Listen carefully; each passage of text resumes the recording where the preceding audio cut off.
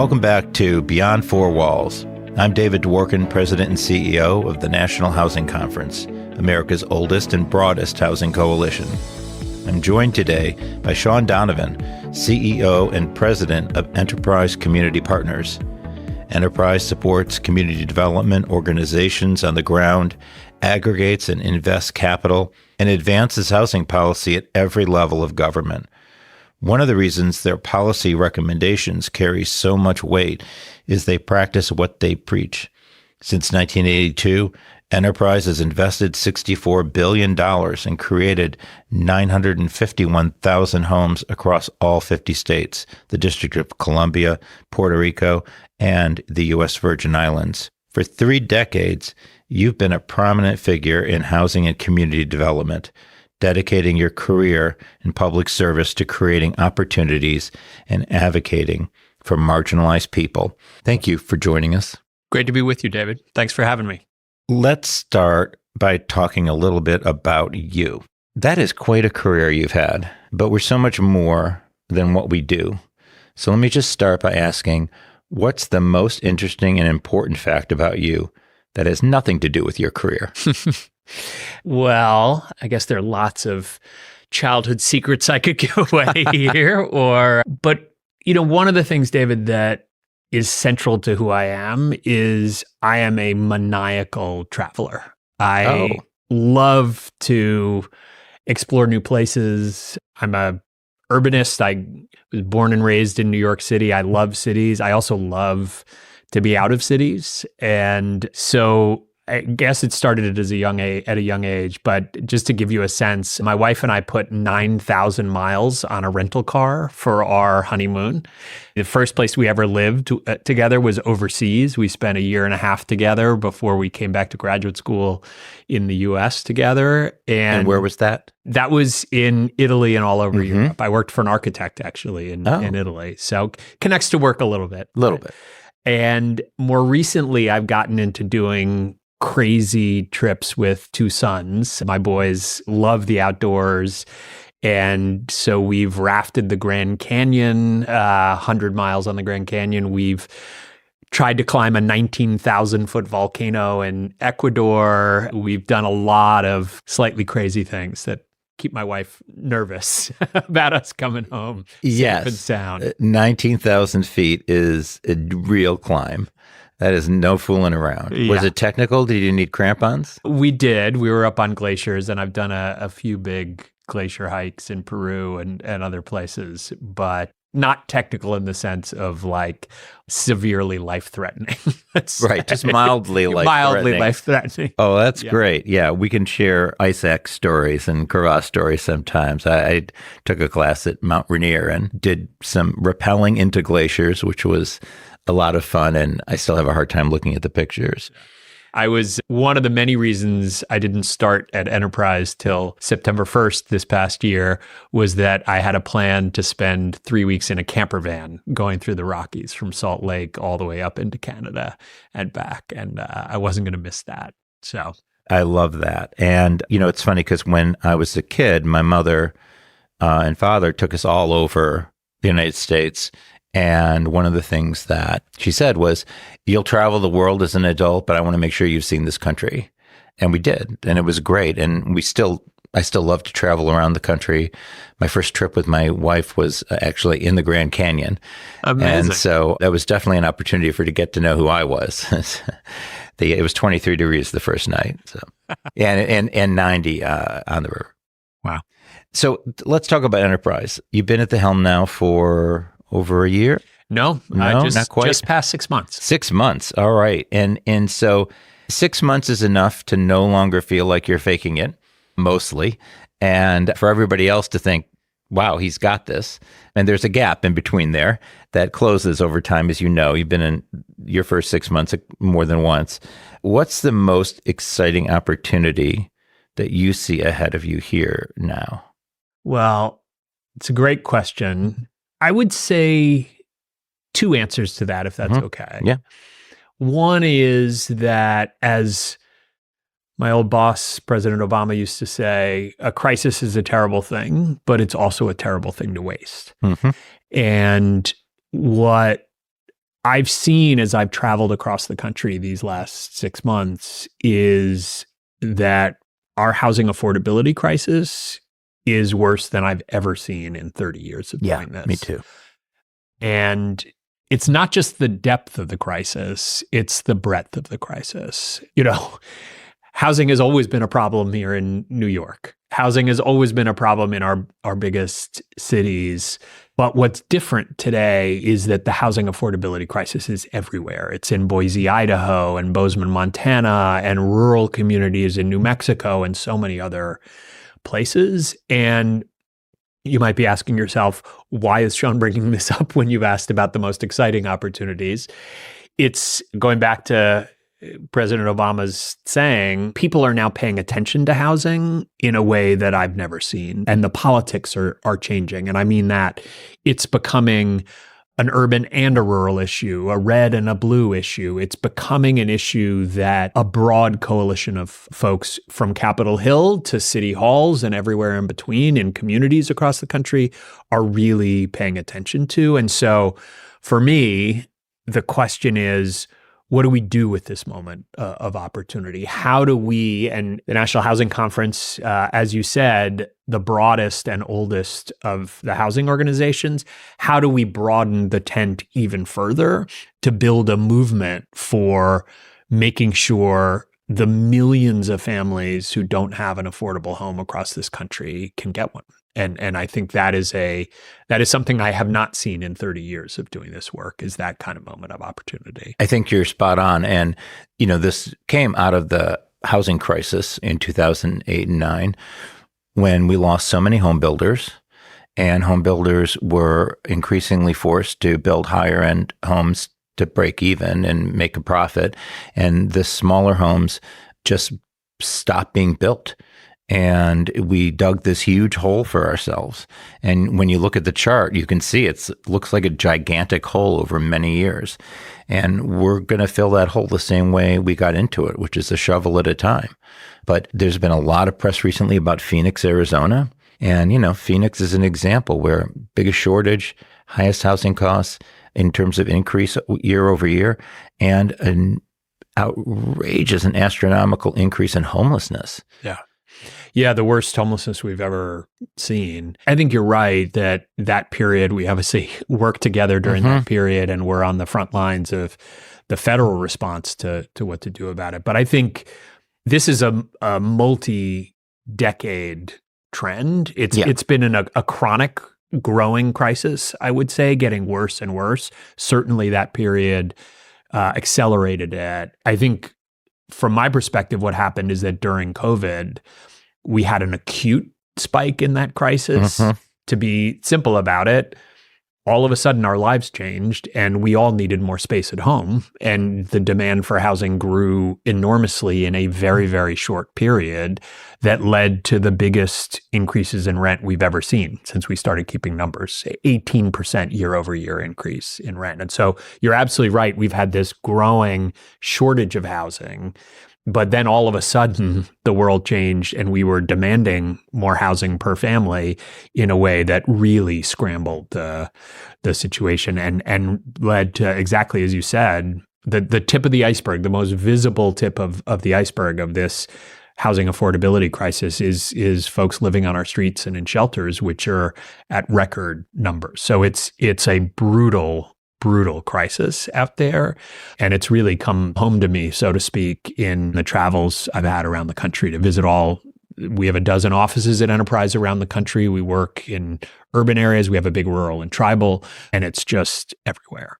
Yeah. I've never heard so much bipartisan concern about housing in my career. And you're right. This is something we have to take advantage of, and we have to do it now. Yeah. Politicians are famous for expressing concern and then not taking action. Yes, there is that. But I know you follow incredibly closely what's happening on Capitol Hill. The idea that there was a 537 to 70 vote on the recent tax bill, and this was in the House, where the $6+ billion increase in the low-income housing tax credit was included as a bipartisan add to that bill, for me was a very concrete demonstration that the politics have started to change. You see particularly a number of Republican members standing up and supporting the housing tax credit who didn't before. And I think it's very directly about the ways in which housing has become a crisis in their own communities. Yeah, it's an ideal program if you believe in public-private partnerships, and particularly in response to where the market by itself isn't going to work well enough in the economy we have. It's one thing to be a free market economist, which I basically am, but I also have to recognize that the market is not perfect. Nothing is. And so how do we actually ensure that the market is serving the needs of the people and government can give it an incentive? Yeah. And the LIHTC is such a great way to do that. One of the things that's been so frustrating for me is that people demonize the concept of low income, and they just don't realize or don't think through that actually we interact with low income people all day long. I mean, we drop our kids off with them in the morning before we go to work. They service the food we eat. They often work in the offices that we work in. They watch our parents as they get older. And if, God forbid, we get into an accident, they're the people who save our lives. That's who is living at 80% or less than area median income. So a lot of the myths around what is low income, and people say, well, we can't call it low income. And I'm like, no, why don't we just define what low income actually is? And then we don't have to worry about what we call it. Yeah. Well, look, another way to look at that same point is that there is nowhere in this country where you can work a full-time job at minimum wage and afford a typical rent in communities. The stereotypes about low-income people, about not working, or we have an increasing share of our homeless population that is working full-time jobs. And that's insane, to use a technical term. It's back to the point about what do we do with this moment where the country is focused on housing in a way that it hasn't been, is if you're a child in this country, you have a right to a public education. We have close to universal healthcare in this country now. We have food assistance that's available broadly. Today, we still have 1 out of 4 eligible families for rental assistance that actually gets it.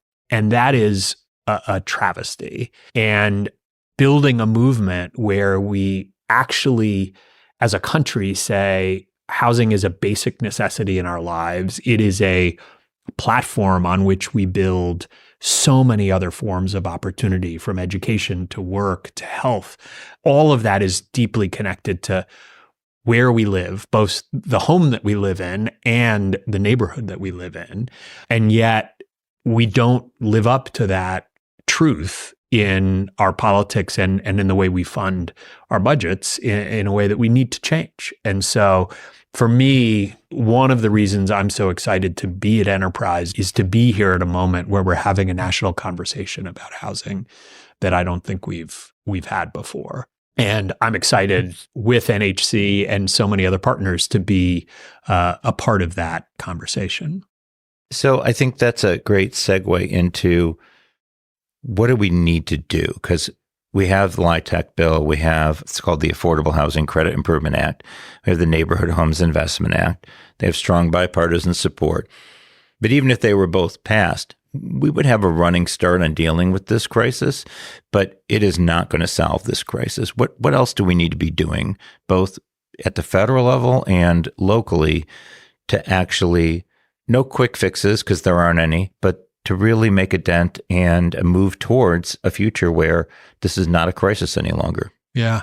Well, just going back to something you said earlier, I couldn't agree more that the low-income housing tax credit is an incredibly important part of the equation here. In fact, our founder at Enterprise, Jim Rouse, was deeply involved in creating the low-income housing tax credit, and it is still one of the primary things to do. We're one of the largest tax credit syndicators in the country, and so we're deeply involved in making the credit successful. But we also know that it's only part of the solution, right?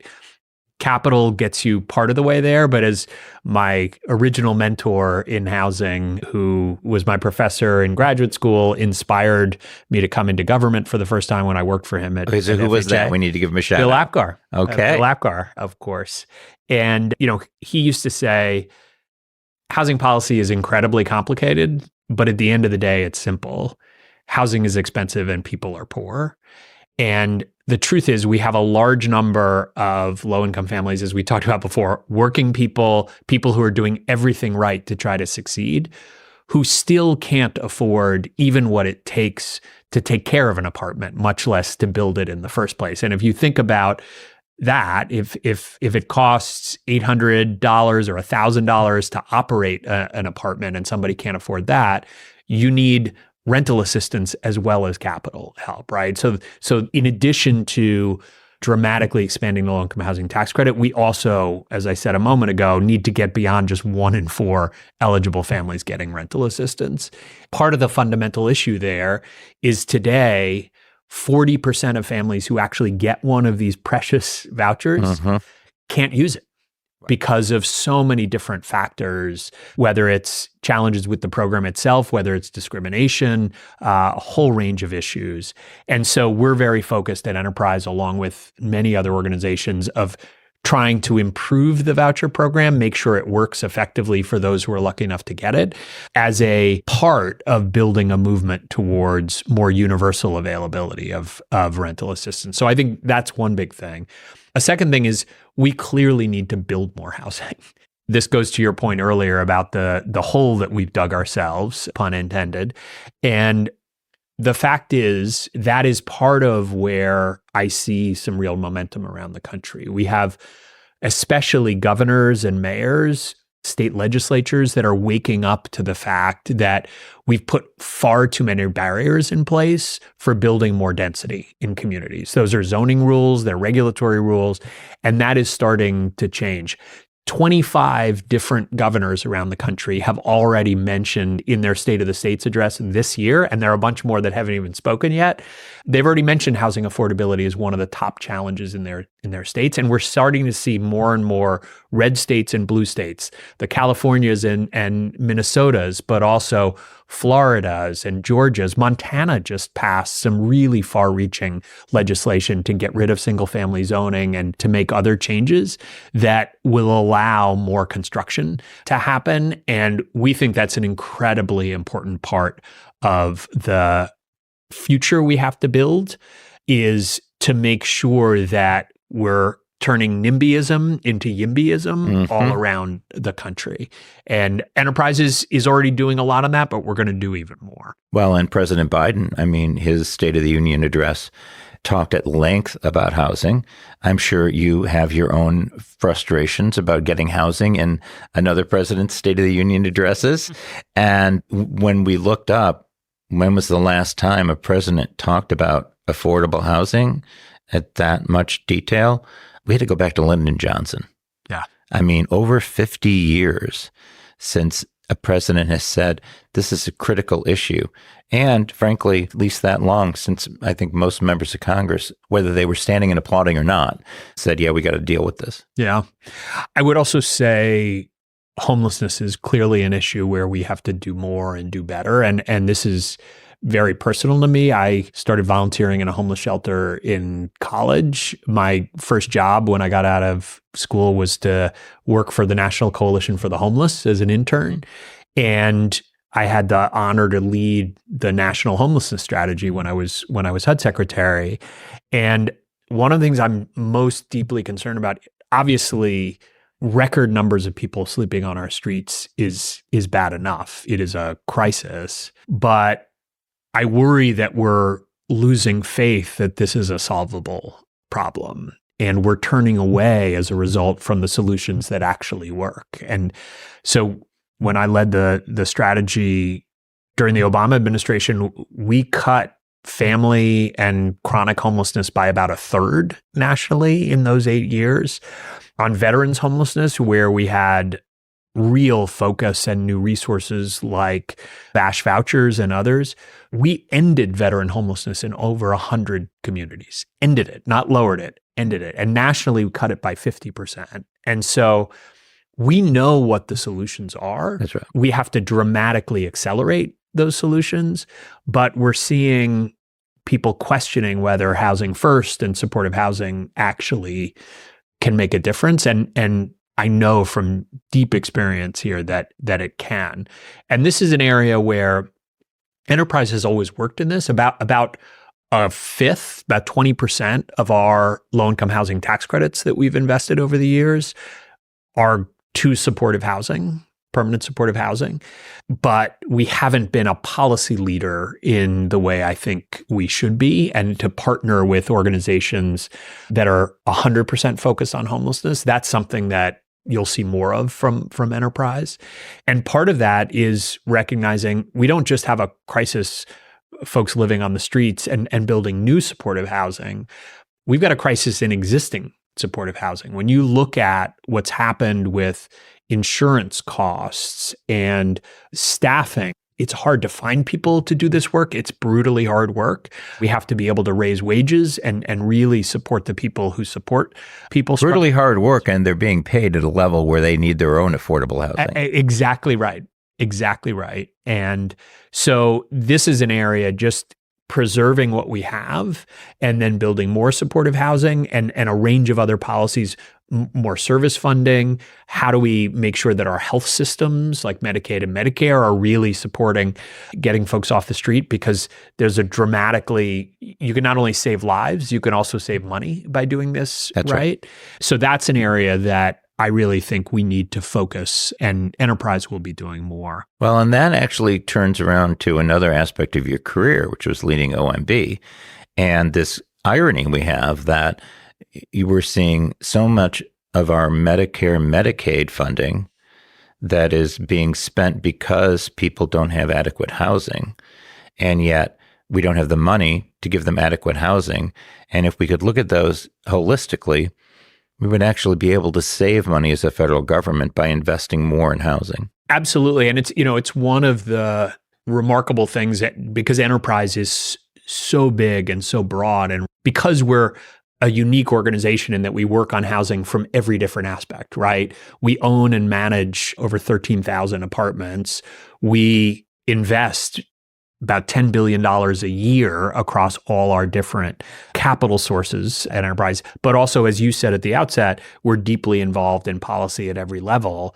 We have a way of understanding these challenges and being able to bring solutions, I think, that are really unique. And so one of them, exactly to your point, Kaiser Permanente and other health organizations are big partners of ours. We have a Housing for Health Fund where we invest in ways that really obviously improve health, but the more we can actually demonstrate those health savings, the more power there is to be able to change Medicaid and Medicare policy to spread those practices broadly. So that's an area we're working on already, but we can do more on. Yeah, healthcare institutions play a very interesting role in helping solve this problem. They have the issue around what they call high flyers, people who come in and get all their medical care in the emergency room, costs an enormous amount of money for them. And what they found is if you can actually help those folks get houses, place to live, that they really mainstream how they access the healthcare system and save a lot of money. A lot of money. A lot of money that pays for their investment in the housing. Yeah. But also their employees are very expensive to retrain and to attract. And by offering things like employer-assisted housing, they save money there too, and often more than enough that's necessary to pay for the benefit in giving their employees a housing benefit. Absolutely. And I think those are two very important examples. A third I would add is that there are folks who are not experiencing homelessness or not employees of those healthcare institutions, but where housing investments can make a big difference. Just to take one example, seniors who are at risk for extreme heat. We see, obviously, in heat waves, other examples, that's actually the greatest number of people that we lose each year that pass away in climate emergencies is actually heat. And so the idea of, and we do this with Kaiser Permanente and others, more and more we're seeing health insurers being willing to pay for an air conditioner or do other things that make modifications in a home that reduce healthcare costs and also save lives. So those are areas we're actually doing a lot of this work around our climate work at Enterprise. And this is the fourth big area that I would say we see as an opportunity for the moment, going back to your Yes. original question. And let me put on my former budget director hat here. I'm a little jealous that I wasn't budget director during the New Deal. And what do I mean by the New Deal?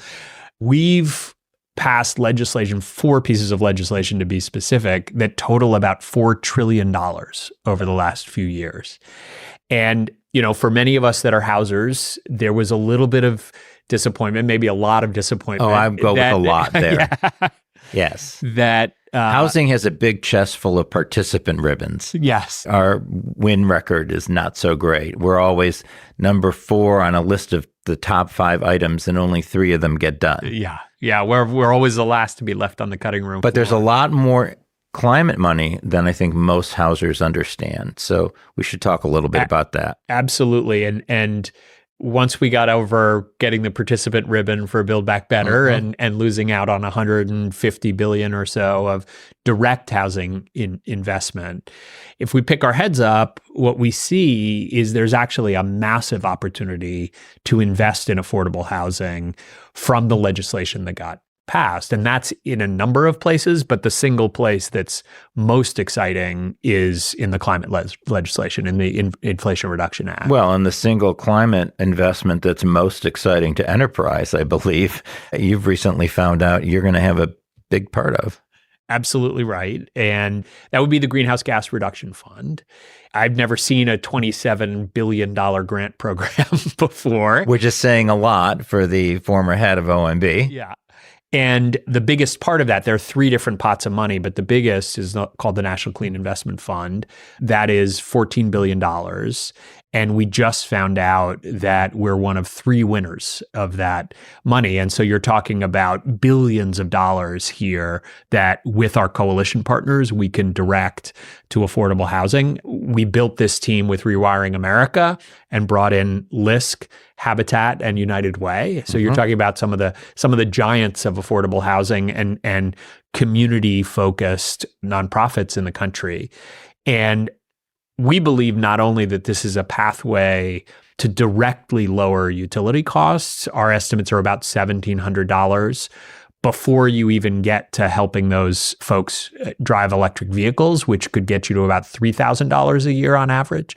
And for a low-income family, do the math. There's not that many things that could lower their costs by thousands of dollars a year that are legislation today, not a glimmer in our eye, but actual legislation that's been passed. But the other thing, and this is what I think some folks have missed out on, this is also a pathway to create hundreds of thousands of new affordable homes around the country. And why would that be? Well, more and more what we're seeing is that local governments, cities, even some states are requiring more and more on climate. But a lot of times these are unfunded mandates. And what we're seeing around the country is growing gaps in deals, right? Construction costs are going up, operating costs are going up. And so where you might have been able to get a deal done with 3 sources of funds, you're now up to 5 sources of funds or 7 sources of funds, with the ability to inject up to and maybe even over 100,000 a unit into multifamily deals. We see this GGRF money as a huge opportunity both to improve the climate and to lower costs, but also to get a whole range of deals done that couldn't have gotten done before, to stretch our existing low-income housing tax credits and others even further. And so we see this as very much central to the mission that Jim Rouse set out 40 years ago, is that we need to be social and public entrepreneurs to look at where the opportunities are and make sure they're benefiting low-income communities. Because let's be clear, if organizations like Enterprise don't do this, let's just paint a picture of what the future looks like. We're reaching a point where wealthy communities are all going to be driving electric cars. They're going to have solar panels on their roofs. They're going to be able to shut down polluting power plants in their communities. They're going to be able to get carbon belching trucks off the road. That's not going to happen in low-income communities. And we're going to, not only will they miss out on an opportunity to lower their costs, to improve their health, to get jobs into their communities, that all of this money could, but we're going to have a fossil fuel infrastructure for our power that is going to have fewer and fewer customers. And what's that going to mean? That low-income families are going to bear the burden of paying higher and higher utility rates as we make this transition. That's what could go wrong here if enterprise and others aren't leading the way on this climate transition. So I don't think I've actually ever talked to someone who got a multi-billion-dollar grant since I went from foreign policy to housing in the early 90s. One of the things we used to talk about is the recipient's absorptive capacity. What's the absorptive capacity of enterprise for a multi-billion-dollar grant? How do you retool, really, and put yourself in a position to make that money work? Yeah, it's a great question, and we're spending a lot of time on that here. What I will say is that's why we built a coalition of powerhouses, pun intended. We're power-forward communities. And between the five of us, we are already putting out, as I said earlier, billions and billions of dollars a year. We have a track record of over $7 billion of federal funding between the five of us that we put out over the last 10 years. This is a 7-year program.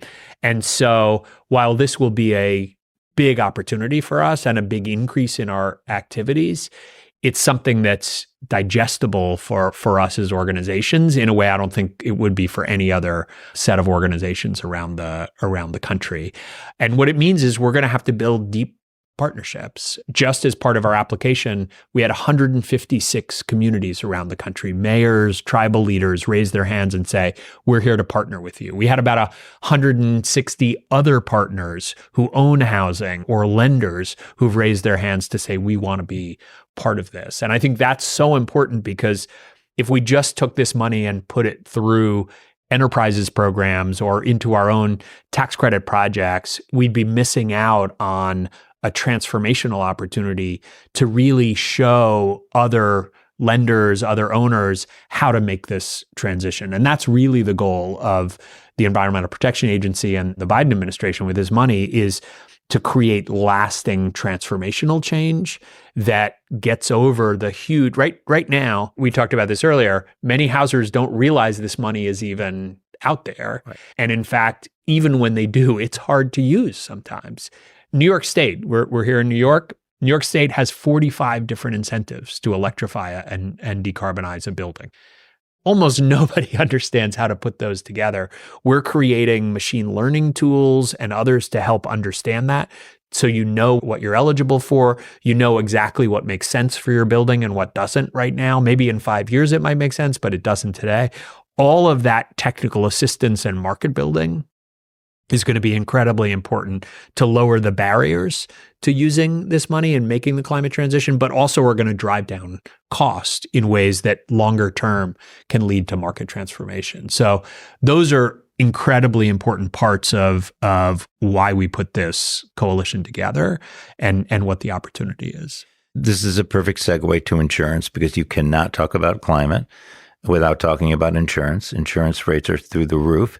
A lot of organizations, I know Enterprise is one of them, have developed work streams to address insurance. Tell me a little bit about how that is going to play into the future, what people are really struggling with right now, and how you see things moving forward. Yeah, absolutely. And let me take just 1 second to finish a thought on the climate point before we come back to this very deep impact of climate change, which is on insurance. So we talked about the Greenhouse Gas Reduction Fund.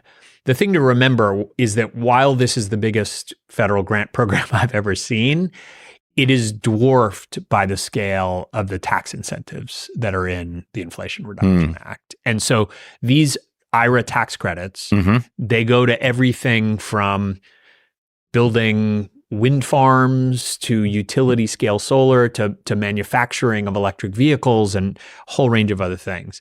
But we should remember that unlike the low-income housing tax credit, they are unlimited.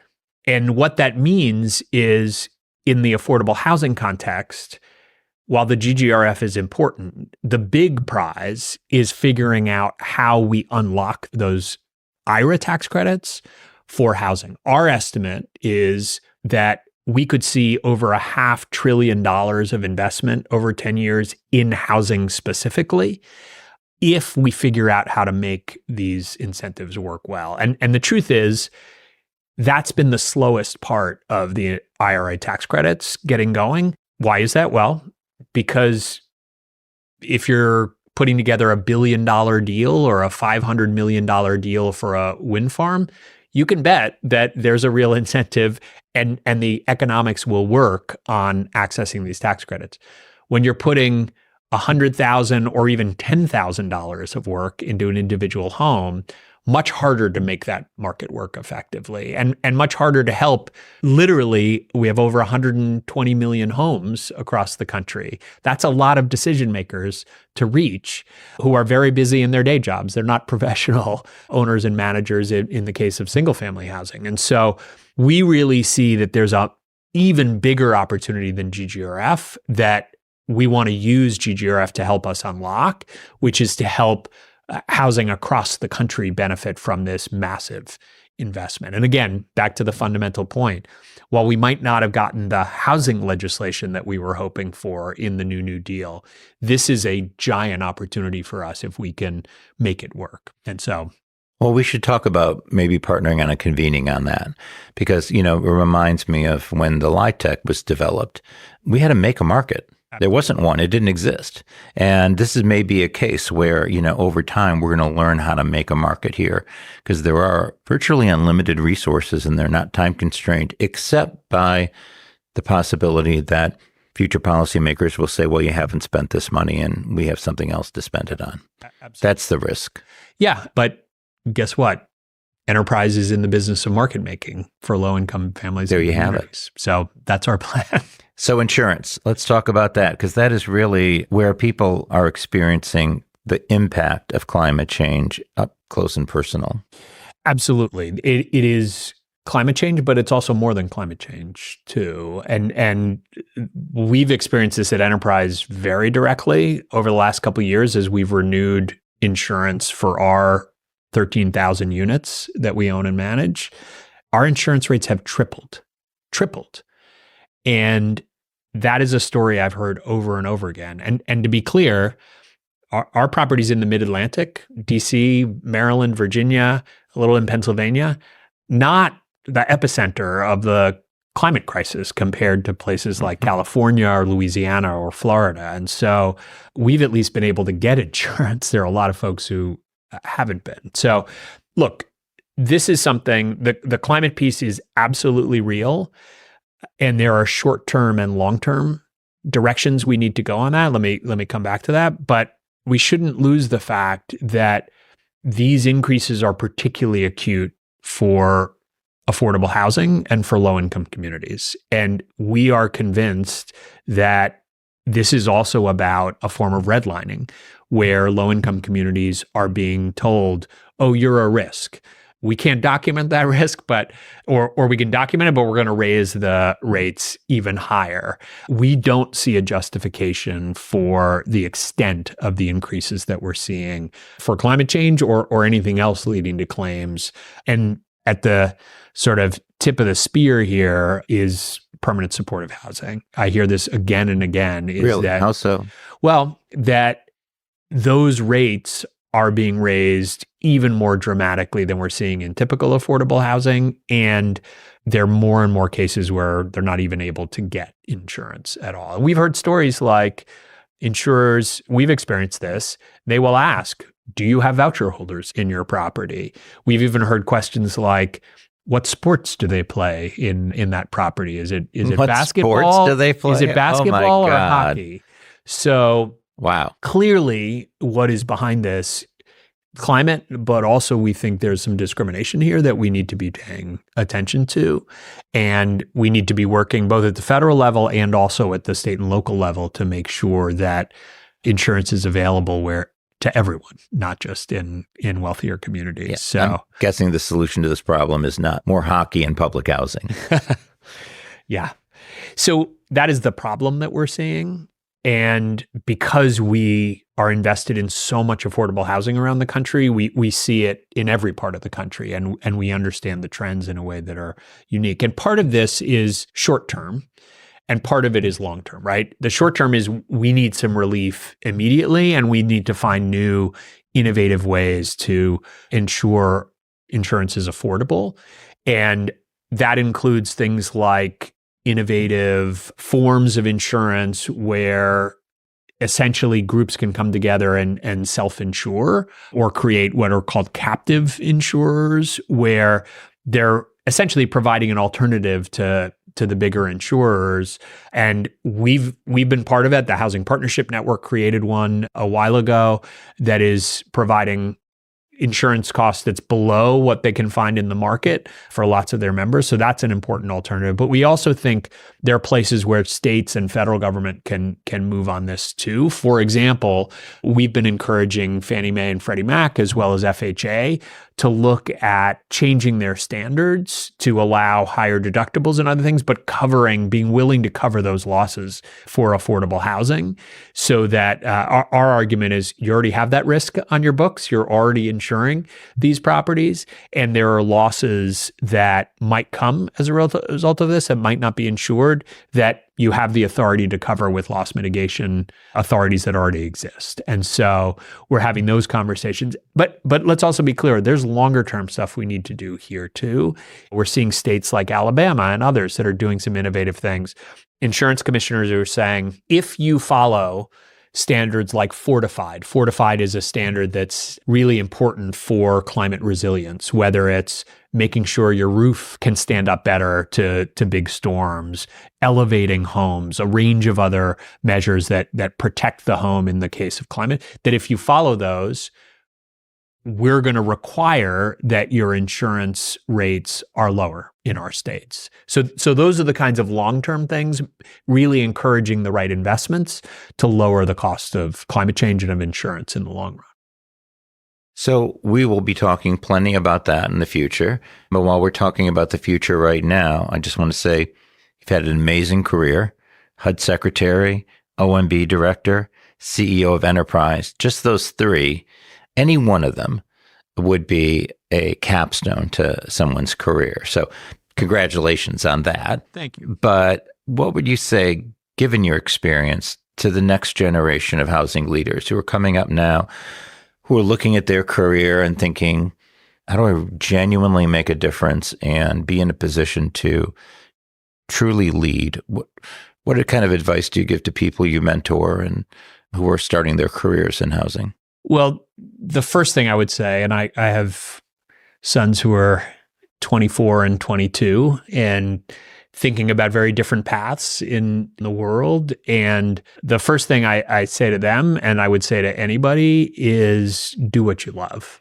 I have been enormously lucky to be able to serve originally my community. I started as working at a nonprofit. I was stationed in the Bronx and worked across my hometown to help rebuild my hometown after the devastation of the 1970s and 80s in so many communities. And every day, and that Bronx is not this Bronx. No, it's not.